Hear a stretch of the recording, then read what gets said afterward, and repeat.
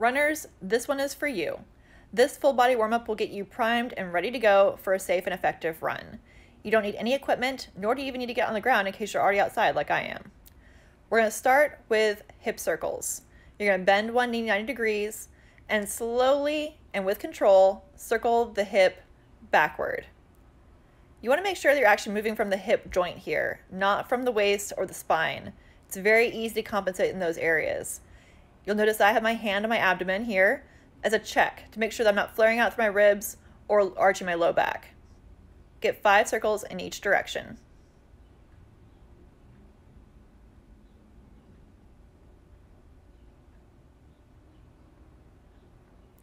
Then we're going to move into dynamic leg swings. Flex your foot and kick dynamically front and back 5 times. Again, make sure you're working from the hip. Higher is not better in this case. I often see people kicking too high and they're actually moving from their spine and not the hip.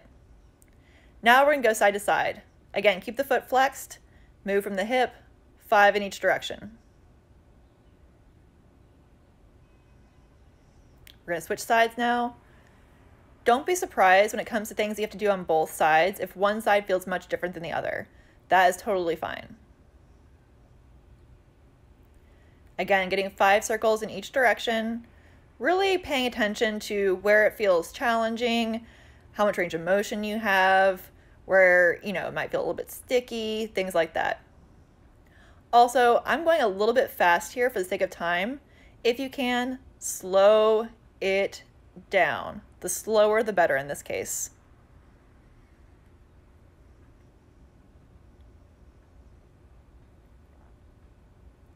Now, dynamic leg swings, front and back.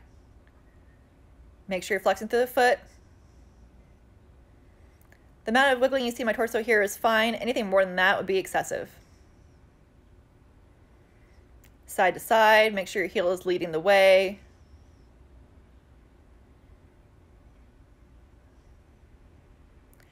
You're welcome to hold on to a post or a tree for support like I'm doing here. Now we're going to do hip circles.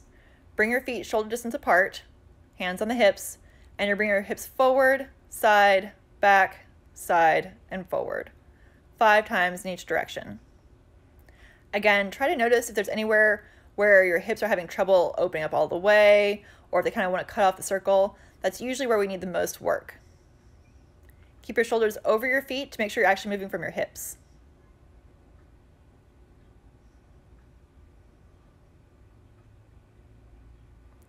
Now we're going to bring your feet together, knees together, hands above the knees in a sorority squat, and you're going to roll through both the knees and the ankles.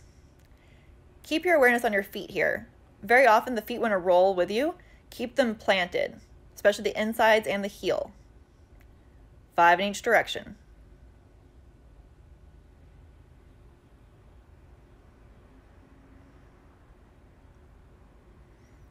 Okay, I don't have a name for this exercise, but it's a really good one.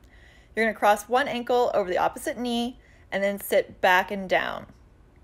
Make sure the working foot is planted and that your back stays flat. Arms can come out in front for a counterbalance, or if this is a little bit too wobbly for you, feel free to hold on to that same post you're using for leg swings. You should feel this in the side of the hip, a bit in the glute, and in the hamstrings. 5 on each side. Feeling a little bit wobbly? That's totally normal. You want to work with the balance a bit.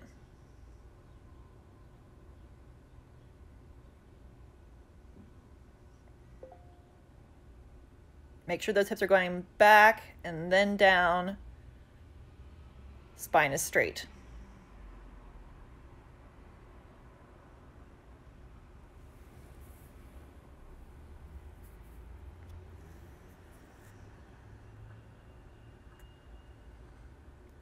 Now we're going to move into a quad stretch and a calf activation. You're going to pull one heel to the butt, making sure that the knee stays facing straight down, and you're going to come up onto the ball of the opposite foot. Switch sides. Again, you're stretching the quad here by pulling the heel to the butt, and by coming up onto the ball of the opposite foot, you're activating that calf. 5 on each side.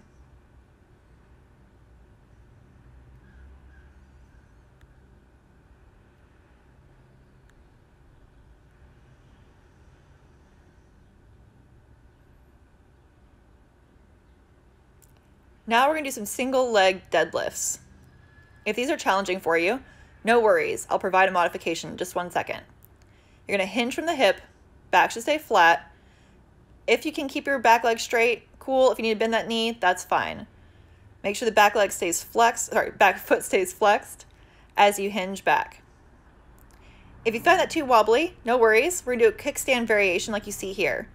The non-working leg is gonna be on the ball of the foot, and you're still gonna be hinging the same way as you did before. You get 5 on each side. These are challenging. So again, use that kickstand modification if you need to, or even hold on to something for support. Make sure you're hinging from the hip. You should feel the hamstring stretch as you go down, and feel the glute squeeze to stand back up.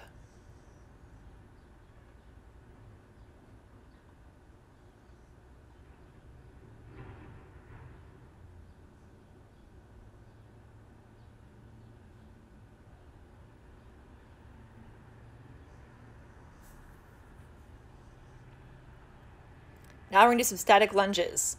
Get into a lunge stance, bring the knee all the way to the ground with control, and then back up. Hands can be behind the head as you see here, or on your hips, whatever's more comfortable for you.